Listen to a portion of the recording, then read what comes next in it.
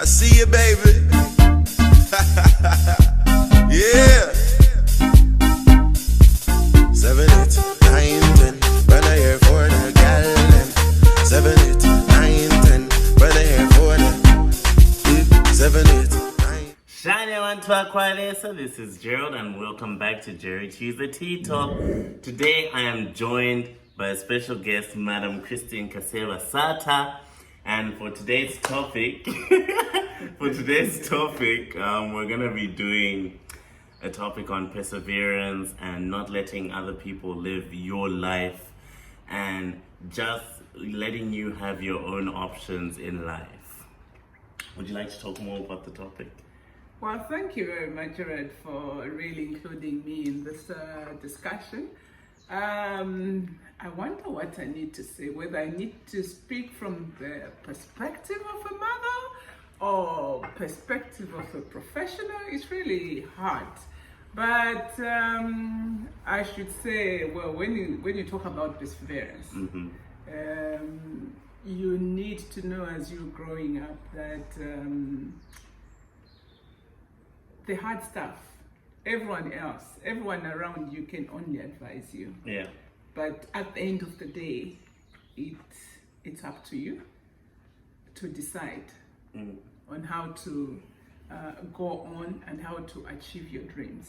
No one is going to do it for you, you know. And this is something that I've seen in a lot of young people now, that they sit back hoping that mommy and daddy are going to do things for them. Mommy and daddy will get them into school. Mommy and daddy will get them into university. You know, people outside can only advise. You know, people around you can only give you encouragement and really help you shape. But at the end of the day, you've got to know what you want to persevere in. Okay. So on Sunday, I had asked about some topics to do, and a lot of people told me to talk about how the youths in Zambia are more used to other people living their lives. And it's basically saying that, you know, in Zambian families or in African families or even around the world, we have certain careers that are the main, like the top 5. Which are engineering, being a doctor, what else, an accountant, business manager, etc.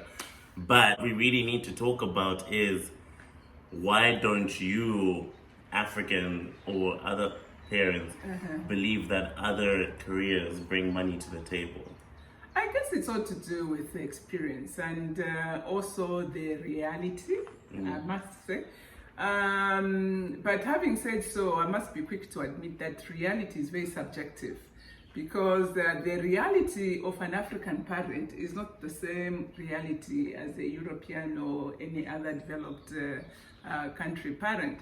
Let's say, for instance, I remember you wanting to say, I want to pursue music, and I mean, as a responsible parent, I had to say, music does not bring food to the table. And having said so, I was speaking from a perspective of the reality in Africa, because I'm sure you've seen very few musicians in Africa have made money, except for the few maybe in Nigeria, West Africa, and because they know how to guard, you know, their skills and so on. But if, let's say in Zambia, you produce a music today, before it even hits the shops, everyone has downloaded that music from somewhere and they start playing it, you know. So there's so much, I mean, we need to protect the music industry so that the musicians can make money. And so when I objected strongly for you not to pursue music, it was because I was really looking at it from the experience that was on hand in Zambia, where I've seen musicians don't have money.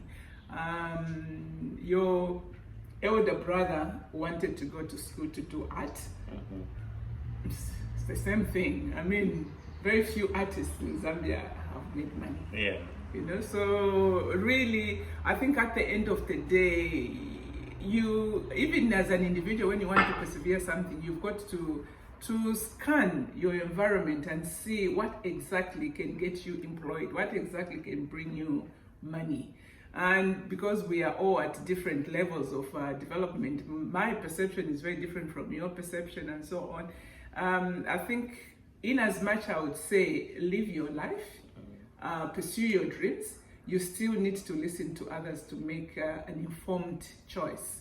Because at the end of the day, you don't want to spend so many years doing something and then you come back home and you say, what's this? No one really told me about this and so on, And I remember I've had discussions where kids were going outside to do law in other countries, and I said, at the end of the day, you still have to come back. The Law Association in Zambia does not allow anyone trained outside to come directly into work. You have to go back to university before you do your ZLE and so on.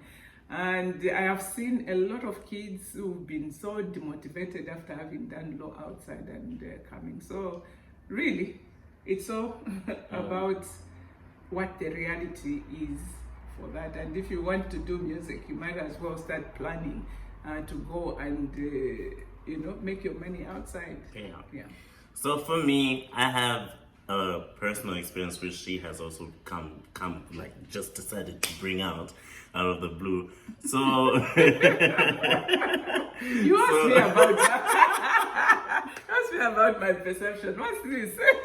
Anyways, so when I was younger, I loved music. I wanted everything to be about music, and that's because I always looked up to big artists like Beyonce, or like other artists like Neo, or like just big artists. I wouldn't look at our local artists, because to me, I said, I will be one of those big artists. And the thing that motivated me the most is seeing African artists become bigger than they were during that time. But what brought my motivation down was the fact that whenever I'd express this love for music, there would be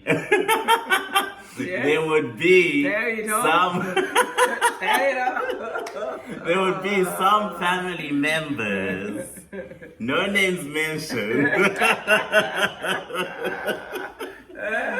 Some family members would not like the idea of me being a musician because it didn't bring money to the table. But what my message to you guys is, if you want to do something, do it. Do not let other people tell you not to do it, because you're going to end up like me. Honestly, I literally loved music so much until the tables turned and it went to her forcing me into doing music. Like So you see, I mean, you had the support, and I think this is also a very important point for me to bring out. If you find yourself in a situation where maybe the parents and other family members are against what you want to do, it doesn't mean that you kill the dream. Yeah. Okay, I've seen other kids who have been forced to do medicine, they become doctors, and after they achieved the ambition for the parents, they went back to do their dream. Yeah. So I think what's important is know your dream and live your dream, but doesn't mean that you've got to live that dream there and then. You can still, and this is why probably me, on my own, if I have to use me, I have sort of encouraged you to continue singing, because I don't want to kill that dream, but I want you to afterwards, to have something to fall back on. Yeah. Really. If you don't make it, what are you going to do if you don't make it as a musician? Because there are great musicians out there who haven't really made it big, like whatever. Yes, I mean, who haven't made it. Oh yeah. Who haven't made it. Dumbass material all the way. It doesn't mean that their songs suck. It doesn't mean that they've got bad voices. It just means that there was no one really ready to push them and promote their works. So I think as a parent, you always want to make sure that if you die, your child is not going to go hungry or not going to be a burden on other families. And this is why we always said, have something to fall back on. Yeah. Have another qualification, another skill, but you can still continue with your dream. Okay. Keep living that dream. So my question for you today is, why did you stop your music career? Well, because for me, I think my number one dream was to be a doctor. And I must tell you this, I think it's important and very pertinent to the subject that we're discussing. Yeah. When I was growing up, my parents then, the reality was girls do not go anywhere. Girls are brought into this world to get married and bring forth children. And so they saw no need for girls really going far, advancing in education. So even when I completed my primary education, my uncles were ready to accept dowry, but my dream, I had to be a doctor. And musicians at that particular time were regarded as, people who are either prostitutes or people who are what do you call this chamber smoking? Junkies.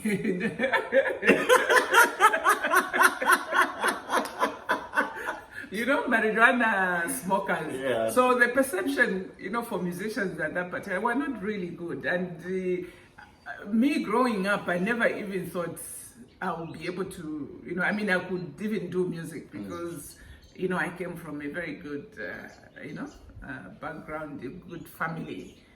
So for me, it was medicine. I needed to be a doctor. I knew I loved singing. I loved doing that at school, in church, at home. But I had another dream. I had to be a doctor. Okay. Yeah, and I pursued that dream. I lived my dream.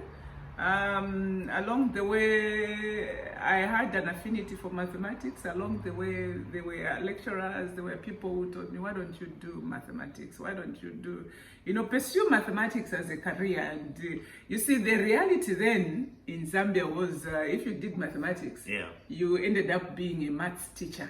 And I said, there's no way I'm going to be a teacher. So that's killed. And right now I think that was something that was a strength in me. I could have done it probably by now. Would have been a Bill Gates. Oh. All right. But you see, the reality at that particular time for Zambia, my horizon was really nothing because I was not exposed. And didn't understand why my American professor wanted me to do maths instead.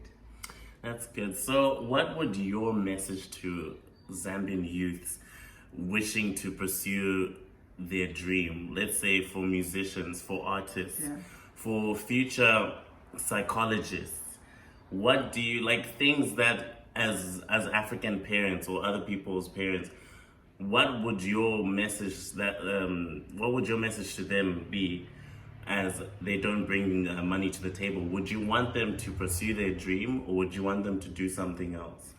I think the number one observation I would say, even before I encourage anyone, is the fact that most youths now don't even have dreams.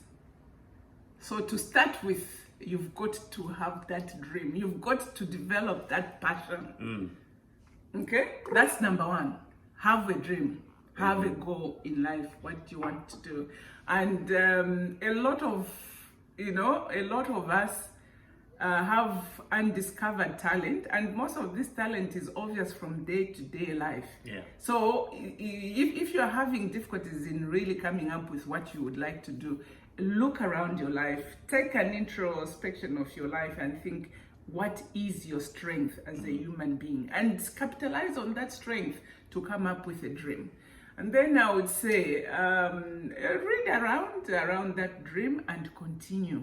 Because I think it's important to dream And most of the times when you think of dream, you think of something that you do when you are sleeping. But the actual dream that I would like to talk about is the dream that keeps you awake. Does not make you sleep thinking, how do I achieve this dream? How do I be able to achieve what I want to do? So have that dream, because if you don't pursue your dreams, the dream will pursue you. Oh, damn. Okay. Yeah.